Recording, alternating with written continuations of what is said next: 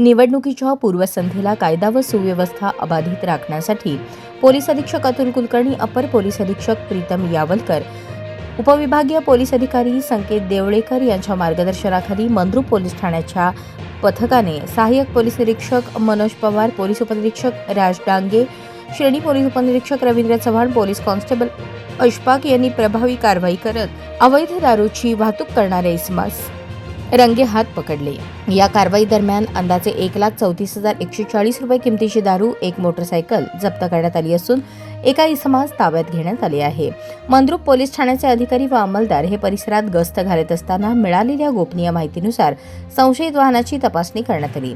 तपासणी दरम्यान मोटरसायकलवरून मोठ्या प्रमाणात अवैध दारूची वाहतूक होत असल्याचे निष्पन्न झाले। तात्काळ कारवाई करून पोलिसांनी मुद्देमाल जप्त केला व आरोपीस ताब्यात घेतले। सदर प्रकरणी दारूबंदी कायद्याअंतर्गत गुन्हा दाखल करण्यात आला आहे। निवडणुकीच्या काळात कोणत्याही प्रकारचे बेकायदेशीर कृत्य सहन केले जाणार नाही असा इशाराही पोलिसांनी दिला।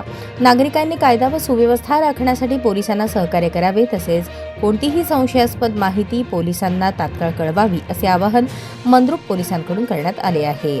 पुढील तपास श्रेणी पोलीस उपनिरीक्षक रवींद्र चव्हाण करत आहेत।